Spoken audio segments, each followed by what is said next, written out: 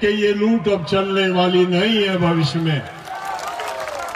ये धर्म की अफीम चटाते हैं, लोगों को धर्म की अफीम चटाते हैं और धर्म की अफीम के नशे में लोग भूल जाते हैं कि मुद्दा धर्म नहीं है, मुद्दा बेकारी है, बेरोजगारी है, गरीबी है, गुर्बत है, सरकारी सुविधाएं नहीं है, बच्चों को नौकरी नहीं है, किसान को उसकी फसलों के दाम नहीं है।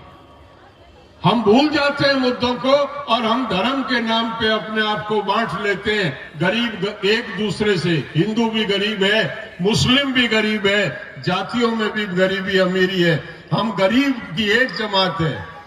ये भूल जाते हैं कि गरीब सब भाई हैं, मेहनत का सब भाई हैं। दो ही वर्ग हैं इस देश में, लुटेरा और कमेरा। लड़ाई लड़ो लुटेरे और कमेरे की। जिस दिन आप कमेरा बन के लड़ोगे उस दिन ये लुटेरे भाग जाएंगे। और आपसे निवेदन करने आए हैं, आपसे निवेदन करने आए हैं, इस लड़ाई में सहयोग दें, इस लड़ाई में सहयोग दें। इस लड़ाई में जुड़े, बहुत भयानक लड़ाई है, मुद्दों की लड़ाई।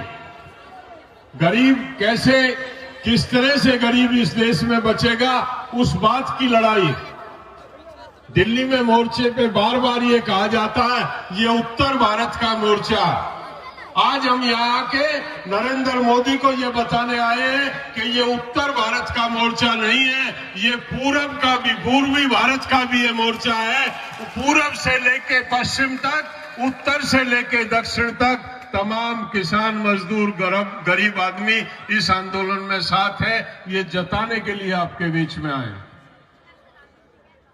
आंदोलन दिल्ली में चल रहा, आपको निमंत्रण देने आए, आपको निमंत्रण देने आए।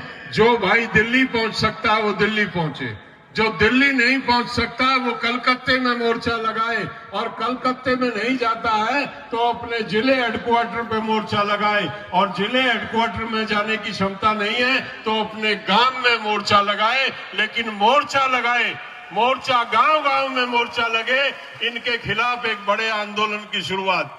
हम जल्दबाजी में नहीं, सरकार को यह था कि हम थोड़े दिन में थक जाएंगे, हम हार जाएंगे, हम लौट जाएंगे।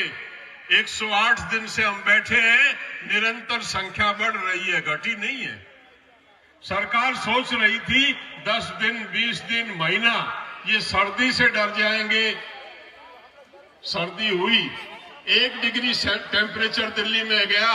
सर्दी की वजह से 350 किसानों को अपनी जान गंवानी पड़ी दिल्ली के मोर्चे पे, लेकिन किसान का मनोबल टूटा नहीं है। किसान सर्दी में भी वही था और किसान गर्मी में भी वही रहेगा। उस तैयारी के साथ हम वहां बैठे हुए हैं। और हमने सरकार को बार बार ये कहा है कि सरकार की गलतफहमी ये सरकार निकाल दे, जब तक ये तीनों कानून वापस नहीं होंगे, जब तक कानूनी गारंटी एमएसपी पे नहीं मिलेगी, जब तक धान एमएसपी पे नहीं बिकेगा, तब तक हम हिलने वाले नहीं हैं। वो प्रधानमंत्री पार्लियामेंट में देश को गुमराह करता, वो ये कहता है एमएसपी थी, एमएसपी है, एमएसपी रहेगी। हमारी मांग एमएसपी रहेगी नहीं है। हमारी मांग ये है कि एमएसपी पे एक एक दाना बिके। जो किसान फसल पैदा करता है, तमाम फसल एमएसपी से कम पे बिके। उससे कम पे अगर कोई व्यापारी, कोई पूंजीपति उसकी फसल को खरीदता है तो उसके खिलाफ मुकदमा दर्ज हो, उस पे सजा हो, उसको जुर्माना मिले। ये हमारी मांग, इस मांग को लेके। और एमएसपी केवल धान पे क्यों हो, सब्जियों पे एमएसपी क्यों ना हो। हम जो भी सब्जी पैदा करते हैं, कभी रुपए किलो में खरीद मार्केट में आ जाती है, कभी 2 रुपए में, कभी 5 रुपए में। किसान की लागत भी नहीं निकलती है।